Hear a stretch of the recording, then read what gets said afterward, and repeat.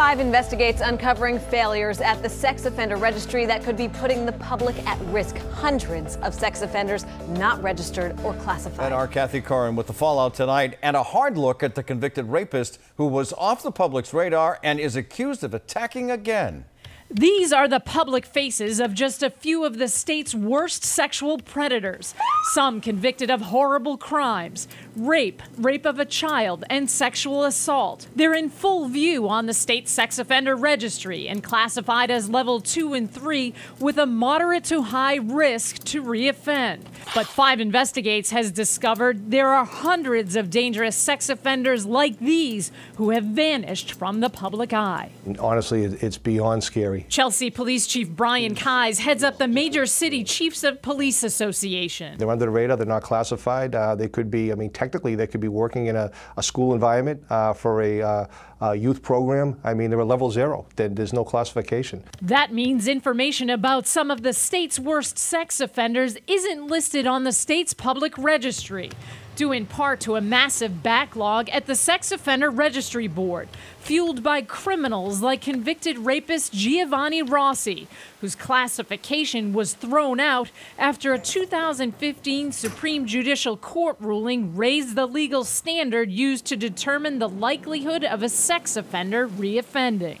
Those classification problems take center stage in this recent review by the state auditor that uncovered failures at the Sex Offender Registry Board that could be putting the public at risk. 9 months after the Supreme Court issued its decision, only 10% of the offenders who needed to be reclassified had been reclassified. Unacceptable to you? Completely. The review found that in total, 1,314 sex offenders weren't classified, and many weren't given classifications before they left prison.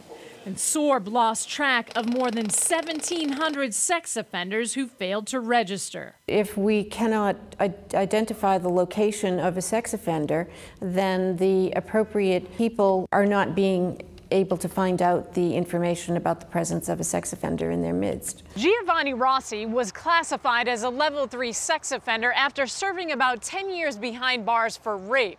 But when he appealed that classification, he was taken off the public sex offender registry, and he allegedly attacked again inside this Swampscott home. Police say last May, Rossi used a Craigslist apartment rental ad to lure another victim. Inside the home, Rossi allegedly grabbed the young woman by her ponytail, dragged her into a bedroom, ripped her shirt open, groped, and punched her. In 2002, he violently raped a 24-year-old woman he met during a party at his house in Revere.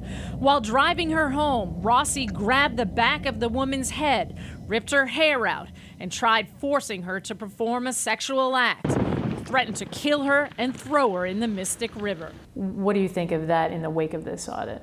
It was just horrific. To actually have the classification be in limbo, honestly, for a day or 2 or 3 is too long, not to mention for weeks or months or even years. And the audit also found that even though SORB had agreements with other state agencies to verify sex offenders' addresses, they weren't doing that.